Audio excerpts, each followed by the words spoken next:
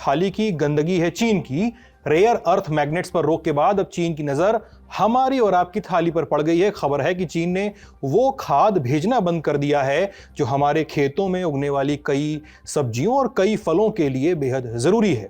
आज जानेंगे कि ये विशेष खाद, ये विशेष फर्टिलाइजर क्या है, खेती के लिए कितना जरूरी है, इससे देश के करोड़ों किसानों पर क्या असर होगा, और सबसे जरूरी सवाल, चीन ने ऐसा गंदा काम किया क्यों और भारत के पास अब रास्ते क्या हैं। साथ ही जानेंगे कि उड़ीसा सरकार ने 3 बड़े प्राइवेट बैंकों पर नकेल कसी है, अपने काम धाम वाली लिस्ट से बाहर का रास्ता दिखा दिया है। लेकिन क्यों? बैंकों के नाम आईसीआईसीआई, एचडीएफसी और एक्सिस बैंक। सवाल डिकोड करेंगे कि इन 3 बैंकों ने ऐसा क्या किया कि सरकार भड़की। नमस्ते, मैं सिद्धांत और आप देख रहे हैं खर्चा पानी। Brought to you by New India Assurance and Hire. Life can throw yonkers too. Don't get bowled over. Get insured with Rasta Apatti Kavach policy. Visit our website to know more. पहले चीन वाली खबर पे बात करेंगे। चीन ने भारत को खास किस्म के फर्टिलाइजर्स की सप्लाई रोक दी है। इकोनॉमिक टाइम्स पत्रकार हैं शांभवी आनंद, उनकी खबर बताती है कि ये रोक पिछले 2 महीनों से चल रही है। आपको ध्यान होगा कि पिछले दिनों चीन ने गाड़ियों में इस्तेमाल होने वाले रेयर अर्थ मैग्नेट्स के एक्सपोर्ट पर रोक लगाई थी और ये रोक भारत समेत कई देशों के एक्सपोर्ट पर लगाई गई थी।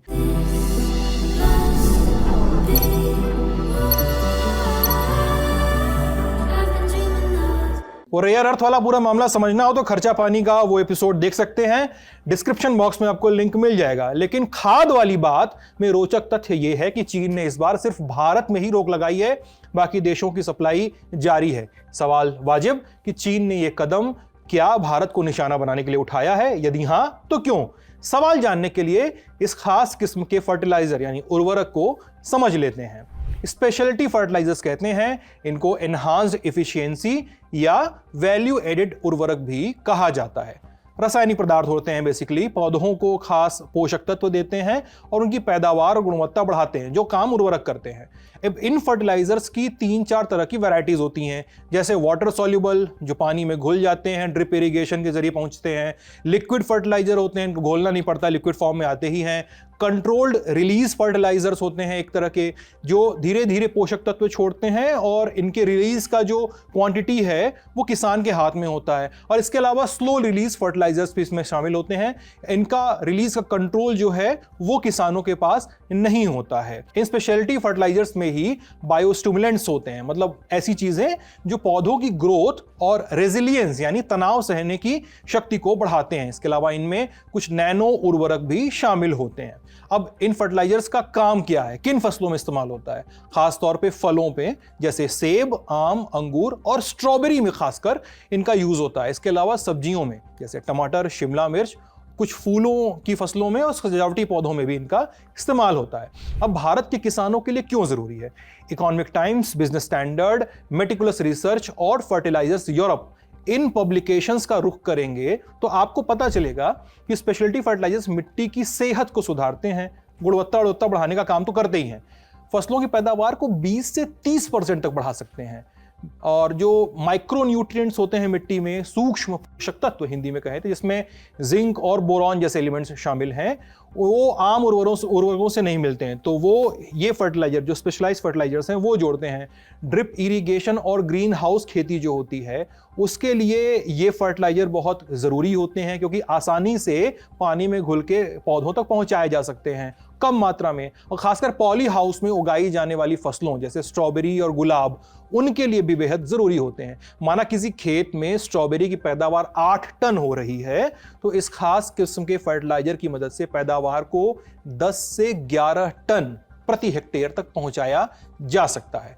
ईटी की रिपोर्ट है, उसमें बताया गया है कि भारत अपनी जरूरत का लगभग 80% स्पेशलिटी फर्टिलाइजर चीन से मंगवाता है। अब कितना है ये? भारत आमतौर पर जून से दिसंबर तक के पीरियड में 1,50,000 से 1,60,000 टन ये उर्वरक जो है उसका इंपोर्ट करता है दुनिया भर से। इसमें चीन का हिस्सा कितना है? 1,20,000 से 1,30,000 टन। मतलब इस फर्टिलाइजर के बिना भारत का काम नहीं चलेगा। अब चीन ने इसी पर रोक लगाई है। ईटी की रिपोर्ट बताती है कि चीन ने इन उर्वरकों पे आधिकारिक बैन नहीं लगाया है, बल्कि वो कह रहा है कि जो भारत जाने वाली खेप है हम उसकी जांच कर रहे हैं और उसमें ही प्रक्रियात्मक देरी जो हो रही है वो बार बार उसका हवाला दे रहा है। इस तरह कहें तो ये एक तरह का चीन का चोरी छुपे बैन करना हुआ, क्योंकि ये मानना मुश्किल है कि 2 महीने से जांच ही चल रही है। जी हां, 2 महीने से ये फर्टिलाइजर भारत नहीं आ रहा है। सॉल्युबल फर्टिलाइजर इंडस्ट्री एसोसिएशन यानी SFIA, उसके प्रेसिडेंट है राजीव चक्रवर्ती। उन्होंने अखबार से कहा कि चीन पिछले 4 से 5 वर्षों से भारत को विशेष उर्वरकों के सप्लाई पर प्रतिबंध लगा रहा है, लेकिन इस बार प्रतिबंध नहीं है, पूरी तरह से रोक लगा दी गई है। अब सवाल है कि चीन ने किया क्यों? ईटी और मनी कंट्रोल इन 2 अखबारों में छपी रिपोर्ट का हवाला देते हैं। कुछ संभावनाएं और कयास लगाए गए हैं। इनके मुताबिक भारत और चीन के बीच पिछले कुछ सालों में व्यापारिक और राजनयिक रिश्ते तनावपूर्ण रहे हैं, खासकर साल 2020 के गलवान घाटी विवाद के बाद से। इसके अलावा भारत ने कई चीनी ऐप्स पे प्रतिबंध लगाया है और चीनी निवेश पर भी सख्ती की है। इसके अलावा केंद्र सरकार ने 18 अप्रैल 2020 को प्रेस नोट के माध्यम से विदेशी प्रत्यक्ष निवेश FDI जिसको कहते हैं, इसकी नीति में बदलाव किया था। इसके तहत चीन सहित उन देशों से निवेश पर सख्ती की गई जो भारत के साथ अपनी जमीनी सीमा साझा करते हैं। इसके तहत इन देशों से आने वाले सभी इन्वेस्टमेंट के लिए सरकारी मंजूरी जो थी वो अनिवार्य कर दी गई। इसमें चीन भी लपेटे में आया, चीनी कंपनियां भी लपेटे में आई। चीनी कंपनियां जो भारत में निवेश करना चाहती थीं, उनके लिए सब काम पहले जैसा आसान नहीं रहा। अब आगे चलें तो केंद्रीय वित्त मंत्री निर्मला सीतारमण ने भी अक्टूबर 2024 में, पिछले ही साल, कहा कि हम व्यापार करना चाहते हैं, हम निवेश चाहते हैं, लेकिन हमें कुछ सुरक्षा उपायों की जरूरत है, क्योंकि भारत एक ऐसे पड़ोस में स्थित है जो बहुत ही संवेदनशील है। जानकारों का मानना है कि रेयर अर्थ मैग्नेट्स और अब फर्टिलाइजर पर रोक से जुड़ा ताजा कदम भारत द्वारा लगाए गए आयात शुल्कों, इंपोर्ट ड्यूटीज और व्यापारिक पाबंदियों के जवाब में उठाया गया है। भारत के पास रास्ते क्या हैं? सवाल यह है। मनी कंट्रोल की रिपोर्ट के मुताबिक भारत में इन खास फर्टिलाइजर्स की मांग तेजी से बढ़ रही है, लेकिन देश में अभी भी इसे पूरा करने के लिए पर्याप्त उत्पादन नहीं हो रहा है।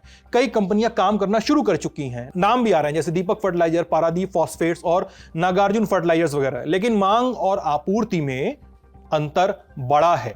घरेलू प्रोडक्शन से इतर भारत चीन के अलावा जॉर्डन, कुछ यूरोपियन कंट्रीज जैसे नॉर्वे, इसके अलावा रशिया और इजराइल जैसे देशों से भी स्पेशलिटी फर्टिलाइजर्स जो है वो इंपोर्ट की दिशा में कदम उठा सकता है। हालांकि इनके यहां से मंगाने पे समय ज्यादा लगेगा और दाम भी ज्यादा चुकाना पड़ेगा, लागत भी ज्यादा हो सकती है। इसके अलावा एक और खाद की कमी की खबर पता चली है।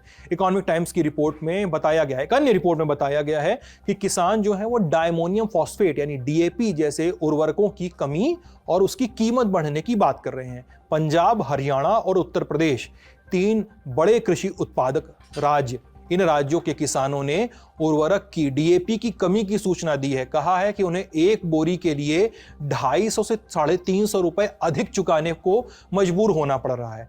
इन फर्टिलाइजर्स का इस्तेमाल आपको पता है कि गेहूं, दालों और सरसों जैसी फसलों में किया जाता है। यहां भी रोल चीन का है। केयरेज रेटिंग्स की एसोसिएट डायरेक्टर हैं ऋचा बागरिया।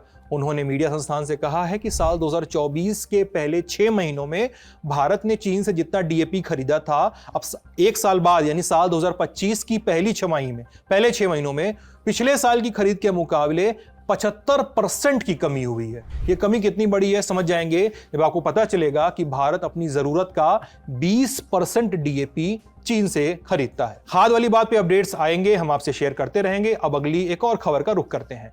ओडिशा सरकार ने HDFC बैंक, ICICI और एक्सिस बैंक को